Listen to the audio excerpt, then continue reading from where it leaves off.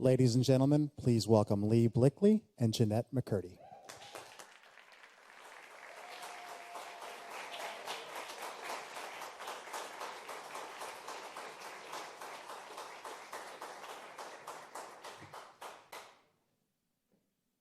Hey, how's everyone doing today? Hello. Hey, Jennette, thanks for being with us. Thanks for having me. Who's excited for Jennette to be here? I am. I love your hair. You're welcome. That was louder than I had hoped. The best. So tell us about this show, Between, and the premise of the whole concept. The show is about a small town that's put into quarantine after a disease outbreak, and everybody left alive is under 22. So the young people have to figure out where the disease came from and how to just kind of live day in and day out. Geesh, I would not have lasted in this plague that's taking I'd be dead because I'm 22. So. Oh my God, that's so right. Yeah. How many of the actors and actresses on the show Everyone. would actually be playing teenagers, right? Yeah. So also, how did you get involved? I was on vacation at Disney World, and I got a call that Netflix wanted to meet with me about a potential project, so I got on a plane home the next day and met with them. So on the show, you play Wiley, Yeah. who's a pregnant teen. Yes. But as we've seen in the clip, you've given birth. So tell Yes. me about that. That's kind of a different, it's a departure for you. Yeah, it's definitely a departure. Wiley's a very bad mother, very irresponsible and reckless. Working with a baby on set was kind of difficult because, the baby was great, but just, I guess having that kind of responsibility and knowing that there was a baby around is a certain amount of, you're a little bit tense naturally. How did you prepare for the role as playing a mother who's not very interested in her child? Yeah. In this crazy situation that's happening on the show? I guess I really connected with the character because she's like rebellious and rough and kind of seems hardened, but is actually just, really sensitive. And I think some things that I was going through in my life at the time, I really mimicked, or Wiley really mimicked me. So I felt like I could kind of bring something to the character. And on the show, you're the minister's daughter, and Yeah. you have a sister. You guys kind of have, as we saw in the clip, a little bit of a controversy between you, or just a feud going on. Can you talk a little bit about that relationship? Yeah, it's, I'd say it's like a tumultuous sisterly relationship, though I got along really great with the girl who played Melissa. Her name's Brooke. We both had a lot of fun in between scenes, and she was a riot and very funny. But my character was raised, she's, obviously, as you said, the pregnant daughter of a minister, and she was raised very strict and very religious, and she's maybe not sure if she agrees with some of what her family's beliefs are, and she's trying to come into her own and doesn't really know what her own is, so she's just very hormonal and very moody. I think that causes a lot of the tiffs with her sister, and her sister's moody as well, but doesn't necessarily recognize it. Yeah, and there seems to be some sort of mystery behind your whole backstory, behind Wiley's whole backstory. Can you shed a little bit of light on any of the stuff that's going to happen this season? I can say, so the episode that airs on Thursday, it's our 4th episode, and I hope that we learn a little bit about Wiley's more likable side. I feel like she just wants to fit in, and she doesn't feel like she fits in anywhere. So what we see is her kind of just like brazen attitude, and her roughness is just coming from her really being clueless and just wanting somebody to give her a hug sometimes, The show is very dark, and it's much Yeah. darker than anything you've done before. It kind of has this Walking Dead vibe, but with a plague instead of zombies. Cool. So tell me about kind of jumping into a darker show instead of, iCarly or Sam and Cat. Yeah, once I wrapped up Sam and Cat, it wasn't so much, I didn't have a conscious decision to I want to do drama or I want to do something darker. It was more that I just really wanted to do a project that I was excited about for one reason or another. I felt like I'd been doing the same thing, playing Sam on Nickelodeon for so long. So the thing that got me excited about this project was Netflix being associated. I'm a huge fan of Netflix. I don't have regular TV. So I guess the opportunity to work with them was the thing that made me just kind of jump on board. It's different. This Netflix show is not one you can binge watch, sadly. Right. I was upset about that. Yeah. But every week is a new episode. Yes. So tell me about that. And do you think people will wait around for the next episode, or are you a binge watcher yourself? I certainly hope so. I am a binge watcher. I recently watched all of Unbreakable Kimmy Schmidt. I watched all of The West Wing, Lost, all of them binge style, and House of Cards. But this was like a dual production. So Netflix wanted the show for their streaming service, and then City TV in Canada produced the show. So in order for Netflix to not have to wait until all the episodes aired in City and then release them all at once, they thought, well, we want to give the show to the viewers ASAP, so we'll release them week to week. I think it's great. I think Netflix is definitely battling the other networks when it comes to TV, and this is just another step in that direction. Definitely. I feel like online streaming is where the whole consumption of entertainment is going. Like, I don't really think there will, I don't know, I just feel like streaming is, it's all that I have, it's all that most of my friends have, and appointment television is kind of, I mean, nobody's got really time for appointments nowadays, you know? And so I know you told me when we were watching that scene that you have a little bit of a backstory. Tell me some fun moments from set being on this kind of weird, dark show. Well, in that scene that you saw, so there was a baby that was that would participate in several takes of the scenes, and then sometimes they would swap out the baby for a fake baby, just so they could get the dialogue clean and they wouldn't have any cries over it or anything. So I did the whole scene, and I picked up the little baby carrier, and like ran through the doors, and the carrier slammed into the doors, and I was thinking that I was holding the fake baby, and then all of a sudden I hear this like, and it was the real baby. Hopefully no brain damage. And dark, that none the least. But so tell me about making the jump from such a big network like Nickelodeon to Netflix, and what it means for you to kind of step away from that whole child star thing. I think there's a lot of emphasis placed on the transition from like child actor to, you know, adult career, and maybe some unspoken pressure or some unspoken discussion of like, what's the person going to do next? And, you know, this indicates whether they've grown up or not. But I think, I really feel like a lot of the growing up has to happen internally, and, you know, career choices have to be kind of a separate thing from your life, and you have to let your life determine where your career is going instead of the other way around. So I guess hopefully I just hope that I'm growing up, and then that my career choices will underline that. Is there any kind of project you're dying to do? I would love to go back into comedy, and I'd love to someday like show run a show. Like Amy Schumer, Tina Fey, Amy Poehler, Mindy Kaling. I love all of them. I think they're very smart, funny women with important things to say. I feel like you'd be great in a comedy with Amy Poehler and Oh my God. Amy Schumer. That would be amazing. Would you ever love go to the big screen and take it to like a movie? I would. I'm not as passionate about film as I am about television. I feel like I was raised on like TV Land reruns and sitcoms from the 70s. So I certainly have a special place in my heart for television, and even just the way that the jokes work and the timing of the editing and things. But I would certainly be open to movies.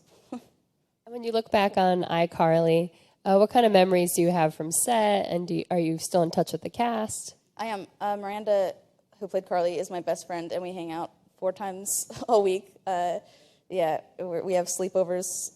She's the best.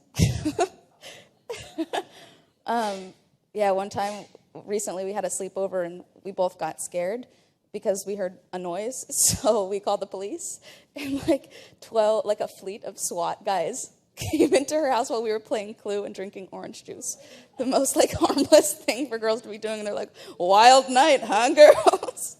It was fun. That's so great that you guys are still in touch. Yeah, it's great. And then actually, the entire cast got together like maybe a month and a half back to get like sushi, and I go on hikes with Miranda and then Jerry, who played her older brother, like every couple weeks. Yeah. And iCarly, of course, still airs on certain networks, and you have a huge following. What's that like for you on Twitter and social media, and what kind of vibes are you trying to give out there? I really feel like working in kids TV can be a great platform to like build an audience and connect with people. As long as you don't get caught up in it, which I think is an easy thing to do. I like to use my social media platforms, Twitter and Vine and Facebook, as a way to, I guess, communicate directly with the people who support me as opposed to maybe supporting my character, and kind of open that dialogue as opposed to just the people who are like, know me as Sam. And I know that you guys had a spin-off show, Sam and Cat. Yeah. Were you upset that it ended so early after one season, or were you happy the way that it happened? Well, initially when Ariana and I signed on to the show, we were supposed to do 40 episodes, and we stopped at 36. So we pretty much got, right up to that finish line for the most part. I was personally ready for it to be done. I think at the time of my life, I was going through some, my mother had just passed away, and I was going through some like personal struggles that I think I needed to really process. And I had just thrown myself into work, and that kind of was not, I think, the way to operate my life at the time. So I was excited about getting an opportunity to have like a break from the business for a couple months. And I know that you had a little bit of a music career as well, and that you like to sing. Are there any hopes for new albums or? No. I actually started doing covers on YouTube during the writer's strike. Our second season of iCarly had shut down because of the writer's strike. So I was like, I'm bored, I want something to do. I started doing these covers. Somebody from Capitol Records saw the covers and wanted to fly me out to Nashville and have me sing country music. I don't know why that was chosen, that genre, but I went. I love country music, so that's like. I like some country music too, but I guess it's just not natural to me. I felt like I had to like sing with a twang and like, felt sort of put on, I guess. But I lived in Nashville for a year and worked on country music, and it really wasn't for me. I didn't enjoy it. It could have maybe been the genre, but I think more than that, I like saying the things that I have to say through different channels as opposed to music. That's great that you gave it a try. Thanks. And you gave Nashville a try. What's the difference between Nashville and Los Angeles? I'm sure there's... Well, Nashville, the people who live in Nashville call it, I don't know if anybody's been there, they call it like Nash Vegas, and it's kind of like the glitziest city in the South, I guess. I liked, I was too young when I lived there to kind of find my way around any like the honky-tonk bars or see that scene, so I just became acquainted with a lot of breakfast places and also the Hampton Inn and Suites staff, because that's where I lived. Lots of free hot chocolate. So I do want to open it up to you guys for some audience questions. So raise your hands if anyone has one. Hi, I'm from Cambio. It's one of AOL's websites for millennial girls. Oh. And we would like to know what the biggest challenge was for you transitioning from a kids show to doing a more adult drama role. The most challenging part of the transition? Yeah. I think not getting caught up in what other people want. Because like I was saying, I think there is so much importance placed on like showing that you've grown up, and I think it can be very easy to fall into that and try to prove, maybe based on the things that you wear, the things that you say, that you've grown up. But I think that growing up is... again, something that happens inside, and you shouldn't have to prove it to anybody. Anyone else? Question? Oh, in the back. Bill. Hey. Hey. So you said that you're still in touch with the iCarly cast. Yes. So I wanted to know, have you guys ever talked about doing a reunion? We had a group text going around like 2 weeks ago, just joking that we should all do a reality show where we all live together, because Miranda has a house, but she lives with her parents, and like her house is just unoccupied unless she and I are sleeping over there. So we thought it'd be funny if all of us just took up a bedroom and lived Cosgrove style. Maybe the show could be like... That'd be great. People would definitely watch that. I mean, right? Because it's like I'm interested to see how you guys have grown up, and that the fact that you guys are still friends. Yeah, I think each of us really kind of suit our characters. Like it was wild to me as we were sitting around having sushi together, because it's been 8 years since we first shot the show, and all of us are just so similar to our characters, I guess. I guess when you're playing the same character, every day They when rub you're off. younger. Yeah. You're like, oh, maybe I am not myself. Yeah. Anyone else? Questions? Don't be shy. Right here in the front. Hi, what about live performance? Maybe Broadway one day, possibly? I would love to do Broadway. I actually auditioned and got pretty far on Cinderella a couple months back, but apparently my singing voice was too manly. So have fun watching Cinderella with a feminine singer. That's great. So you're saying that you don't want to do an album, but you would totally do Broadway. What's a show that maybe you would? I was just talking in the car about Seussical the musical. I saw that. Seussical. Yeah, I saw that when I was like 12, and if that came back around, I don't know, I'd probably sign on board for that. Anything, I feel like anything where you just get to, like, maybe do a bit of dancing, and I think the thing that was so exciting to me about potentially being Cinderella, I got my heart attached to that part, and then when I didn't get it, I was like brokenhearted. But I think I wanted to like be a princess or something because I always play these like tomboy characters. You can see I have like no makeup and like dark circles. I wanted to like have the ball gown, but Get out. didn't work out. Yeah. Any questions? Oh, in the front.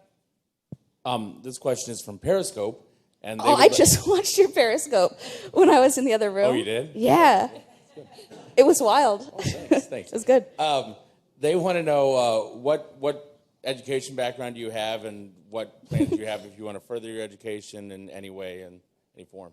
So I was homeschooled. From preschool on, I never stepped foot in a public or private school. When I was 14, I was going to go to my local public school, and then I booked iCarly. So then, I had an onset tutor for that. And then I wanted to go to college after finishing iCarly, and the opportunity for Sam and Cat came around, which I felt was the smarter life decision at the time. I did that, and then after Sam and Cat wrapped up, I kind of contemplated college again so much that I went to, visit the dean at UCLA and speak with him. But again, then I got between, and it just didn't feel like the right time.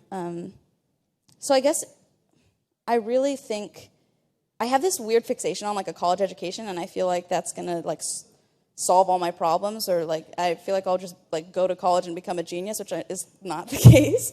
But I hope that I can go someday. But I feel like by the time I get around to it, I'll be like 40, and no one will want me there, and a bunch of kids will be like throwing Hennessy at me. It's never too late. It's never too late to go to school. Do you find that you're recognized, like walking down the street, or? Yeah, all the time.